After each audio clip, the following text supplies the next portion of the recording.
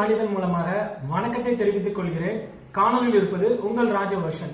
அதாவது நம்மளுடைய கல்வி திட்டத்தை பத்தி நம்ம பேசிட்டு இருக்கிறப்ப ஆக்சுவலி நம்ம கேட்கலாம், நம்மளுடைய எஜுகேஷன் சிஸ்டம் எப்படி இருக்குன்னு நம்மளுக்குள்ளே டிஸ்கஸ் பண்றப்ப என்ன நம்ம பேசிப்போம்னா, என்ன இவ்வளவு ஒரு கேவலமான ஒரு கல்வி திட்டத்தை நம்ம படிச்சுட்டு இருந்திருக்கோம் அப்படிங்கிற மாதிரி தான் நம்மளுடைய மனசாட்சியும் சொல்லும், வெளியிலையும் அதான் சொல்லிட்டு இருப்பாங்க.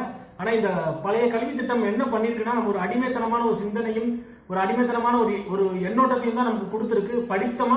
படிச்சு முடிச்சோடனே வேலைக்கு போனோம் அப்படிங்கிற மாதிரி தான் கொடுத்துருக்காங்க. பட் இப்போ வந்து 2020 அதாவது 2019 இந்த education policy, new education policy வந்து லான்ச் பண்ணிருக்காங்க. இதோடைய முக்கியமான ஒரு சிறப்பு அம்சம் என்னன்னா, ஃபர்ஸ்ட் வந்து ஒரு ஃபவுண்டேஷன் கொடுக்குறாங்க. 2+3 அந்த மாதிரி ஒரு foundation, LKG, UKG, first standard, second standard. இதுல அதோட முக்கியமான நோக்கம் என்னன்னா, அந்த குழந்தைங்களுக்கு வந்து கிரியேட்டிவிட்டி பேஸ்டு, டிஸ்கவரி, இனோவேஷன், ஒரு பிளேவே டீச்சிங் மெத்தடாலஜில தான் வந்து அந்த குழந்தைங்களுக்கு வந்து பாடத்திட்டங்களை பண்றாங்க. ஒரு சிறப்பு அம்சம் மற்ற நாடுகள்லயும், பின்லாந்து இந்த மாதிரி முக்கியமான ஒரு எஜுகேஷன்ல இருக்கிற நாடுகள் வந்து இந்த மாதிரி ஒரு சிஸ்டத்தை தான் ஃபாலோ பண்றாங்க. உண்மையிலேயே வந்து வரவேற்கக்கூடியது. இன்னொரு ஒரு முக்கியமான ஒரு விஷயம் என்னன்னா, அந்த அப்பையில இருந்தே தாய்மொழியில தான் படிக்கணும் அப்படின்னு சொல்லியிருக்காங்க. அதாவது இந்தியாவில் அந்தந்த நாடுகள்ல இருக்கிற அவங்க தாய்மொழியிலேயே தான் அந்த LKG, UKG, first standard, then second, third, fourth, fifth வரைக்கும் வந்து அப்படிதான் சொல்லியிருக்காங்க. ஆனா இந்த அதே போல second standard, first standard, second standard முடிஞ்சதுக்கு அப்புறம் ப்ரிப்பரேட்டரி ஸ்டேஜ்னு சொல்லுவாங்க. Third, fourth, fifth. இதோட மெயினான நோக்கம் என்னன்னா, அதாவது நம்ம பழைய கல்வி திட்டங்கள் என்ன ஒரு விஷயம்னா, ஃபிஃப்த் ஸ்டாண்டர்ட் முடிக்கிற ஸ்டூடெண்ட் கிட்ட போய் ஒரு கூட்டல் கழித்தல் தெரியாது, ஒரு லாங்குவேஜ் தெரியாது, தமிழை ஒழுங்கா பேச மாட்டாங்க. தமிழ்நாட்டில் தான் இருக்கும், தமிழை வந்து ஒரு பிழையோட எழுதுவாங்க. இங்கிலீஷோட லாங்குவேஜ் அந்த அளவுக்கு இருக்காது. ஸோ ஒரு இம்ப்ரூவ் இல்லாம இருக்கும். அதனால என்னன்னா, அவங்களுக்கு வந்து அந்த தாய்மொழி கல்வியிலேயே படிக்க வைக்கிறதுனால அவங்களுக்கு வந்து ஒரு எண்ணம், அவங்களுடைய விஷயம் வந்து ஈஸியா கத்துக்க முடியும். அதே போல எல்லாமே வந்து ஒரு ஃபவுண்டேஷன், ப்ராப்பரா கூட்டல் கழித்தல், லாங்குவேஜ் இது ஒரு ஸ்டாண்டர்ட் பண்றதுக்காக நாங்க பண்றோம்னு சொல்லியிருக்காங்க. அதே போல ப்ரிப்பரேட்டரி ஸ்டேஜ்க்கு அப்புறம் வந்து 8th, 9th, 10th இதுதான் வந்து மிடில் லெவல். இந்த லெவல் எடுக்கிறப்ப இந்த ஸ்டேஜ் வர்றப்ப என்ன பண்றாங்கன்னா, 3 லாங்குவேஜ் கத்துக்கிற மாதிரி சொல்றாங்க. ஆல்ரெடி இங்கிலீஷ் அண்ட் தமிழ், ஒரு ஃபாரின் லாங்குவேஜ் வந்து இங்கிலீஷ் கத்துக்கணும். தமிழ் வந்து கம்பல்சரியா அதாவது ஹிந்தி வந்து கம்பல்சரியா கொண்டு வராங்க. அதாவது சிபிஎஸ்இ சிலபஸ்ல இருக்கிற ஹிந்தி போர்ஷன் வந்து இப்ப இந்தியா முழுக்க ஒரே போர்ஷன், சிபிஎஸ்சியும் கிடையாது, ஐசிஎஸ்சி கிடையாது, எல்லாமே ஒரே போர்ஷன்ல கொண்டு வராங்க. கம்பல்சரியா வந்து 3 லாங்குவேஜ் கத்துக்கணும், தமிழ், இங்கிலீஷ், ஹிந்தி. ஹிந்தி கத்துக்கிறது மூலமா வந்து மற்ற ஸ்டேட்ஸ்ல நம்ம ஈஸியா இன்டராக்ட் பண்ண முடியும். ஏன்னா இந்தியாவில் வந்து கிட்டத்தட்ட 25 மேற்பட்ட ஸ்டேட்ஸ்ல வந்து ஹிந்தி தான் இருக்கு. ஏன்னா நம்ம இந்தியாவில் இருக்கும், நம்ம வந்து இந்தியன். ஆனா இந்த திராவிட கழகங்கள், இந்த அரசியல் ரீதியா அவங்க இவ்வளவு நாளா வந்து இந்த மக்களை ஏமாத்திருக்காங்க. இன்னைக்கு திராவிட கட்சியில இருக்கிற எல்லா எம்பி, எம்எல்ஏ அவங்களோட குழந்தைகளுக்கு எல்லாமே ஹிந்தி தெரியும். இன்னைக்கு திமுக நடத்துற சிபிஎஸ்இ ஸ்கூல்ல ஹிந்தி மெயினா இருக்கு. ஸோ மக்களை வந்து இவ்வளவு நாள் முட்டாளாக்கிட்டு இருந்தாங்க. ஒரு நல்ல விஷயம் என்ன நடக்க போகுதுன்னா, மற்ற குழந்தைங்க வந்து ஹிந்தியும் எக்ஸ்ட்ராவா கத்துக்க போறாங்க. ஒரு அபிஷியல் லாங்குவேஜா, ஒரு மெயினான லாங்குவேஜா வரப்ப அவங்க ஹிந்தி கம்பல்சரியா கத்துக்கிட்டு தான் ஆகணும். அதே போல இந்த ப்ரிப்பரேட்டரி அந்த மிடில் லெவல்ல வந்து ப்ரிப்பரேட்டரி முடிஞ்சு அந்த மிடில் லெவல்ல வருது 6th, 7th, 8th மெயினா என்னன்னா வந்து ஒரு 10 days வந்து இன்டர்ன்ஷிப் ப்ரோக்ராம் கொடுக்குறாங்க. பெயிண்டர், தென் வந்து கார்பெண்டர், அப்புறம் வந்து தொழில் வழி கல்வியை வந்து சொல்லி கொடுக்குறாங்க. இந்த கல்வி மூலமா இதுல வந்து என்ன ஒரு திராவிட கட்சி பண்ணணும்னா, குலக்கல்வியை கொண்டு வராங்கன்ட்டு. இதே பின்லாந்து எஜுகேஷன் உலகத்திலே ஒரு டாப் கண்ட்ரியா இருக்கிற பின்லாந்து எஜுகேஷன்ல இந்த மிடில் லெவல் ஸ்டேஜ்ல வந்து ஒரு ஸ்கில் பேஸ்ட் ட்ரைனிங் ப்ரோக்ராம் வந்து மற்ற நாடுகளில் கொடுக்கப்படுது, எல்லா நாடுகள்லயும் கொடுக்கப்படுது. இதுல என்ன பண்றாங்கன்னா, இதுல டிராப் அவுட் ஆக சான்ஸ் கிடையாது.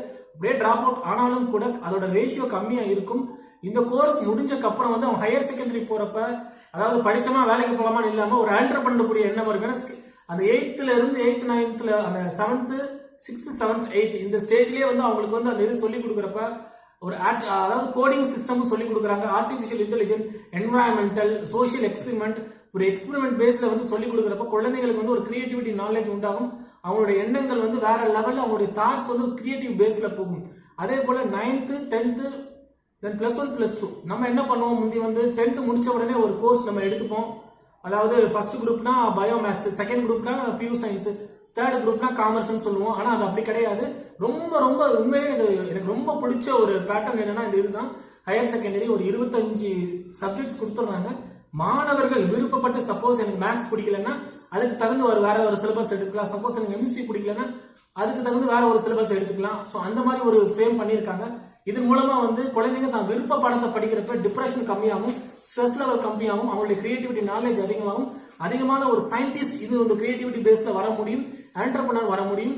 இந்த சிலபஸ் வந்து இந்தியாவில் வந்து மிகப்பெரிய ஒரு மாற்றத்தை உண்டு போகும். ஏன்னா 30 வருஷம் கழிச்சு கிட்டத்தட்ட வந்து நம்ம இவ்வளவு நாளா லேப் மேக்ல எஜுகேஷன் சிஸ்டத்தை தான் ஃபாலோ பண்ணணும். என்னதான் நேரு பீரியட்ல வந்து ஒரு அமெண்ட்மெண்ட் போட்டாலும் அந்த பிரிட்டிஷ் கொடுக்கப்பட்ட சிலபஸை தான் நமக்கு வந்து இன்ஜெக்ட் பண்ணி நமக்கு படிச்சோம் நம்மளுடைய பாடத்திட்டங்கள்ல. இந்த சிஸ்டம் வந்து ஒரு 25 வருடங்களுக்கு அப்புறம் இந்தியா வந்து வேற லெவல்ல வந்து இருப்பாங்க. நம்மளுடைய அடுத்த வர ஃபியூச்சர் ஜெனரேஷன் வந்து ஒரு டாப் லெவல் கிரியேட்டிவிட்டி பேஸ்ல ஏகப்பட்ட கம்பெனி இந்தியாவில் வந்து ஸ்டார்ட் பண்ணக்கூடிய சான்சஸ் இருக்கு. ஆனா இதுல வந்து ஒரு மெயினான ஒரு டிராபேக்கை பத்தி என்ன நான் சொல்ல விரும்புறேன்னா, இந்த syllabus super syllabus, amazing syllabus. ஒரு 2 விஷயம் என்னன்னா, இந்த டீச்சர்ஸ் வந்து இந்த மாதிரி சிலபஸை கொண்டு போறப்ப அவங்களுக்கு வந்து முதல்ல வந்து ட்ரைனிங் கொடுக்கணும். ஏன்னா குழந்தைங்களுக்கு வந்து எல்லாமே அசஸ்மெண்ட் பிளேஸ்லயும், பிளேவே டீச்சிங் மெத்தடாலஜிலையும், கிரியேட்டிவிட்டி மெத்தட்ல தான் நம்ம சொல்லி கொடுக்குறோம். அதே போல டீச்சர்ஸ்க்கு வந்து அவங்களுக்கு முதல்ல ட்ரைனிங் ப்ரோக்ராம் கொடுத்து இந்த மாதிரி சிலபஸ் ஃபர்ஸ்ட் குழந்தைகளுக்கு இந்த சிலபஸ் போறதுக்கு முன்னாடி டீச்சர்ஸ் ஃபர்ஸ்ட் அந்த ட்ரைனிங் கொடுக்கணும். ஏன்னா மற்ற நாடுகள்ல பிஎட் முடிக்கணும்னா 8 வருடங்கள் ஆகும். ஏன்னா டாக்டரை விட அதோட கோர்ஸ் அவ்வளவு ப்ரொஃபஷனல். பட் நம்ம இந்தியாவில் வந்து மக்கப் பண்றாங்க, டெட் எக்ஸாம் எழுதுறாங்க, உள்ளக்க போறாங்க. ஏன்னா அவங்களுக்கு அதிகமான ட்ரைனிங் கொடுக்கணும். இந்த சிலபஸ் லான்ச் பண்ணணும்னா கண்டிப்பா டீச்சர்ஸ்க்கு வந்து ட்ரைனிங் வேணும்.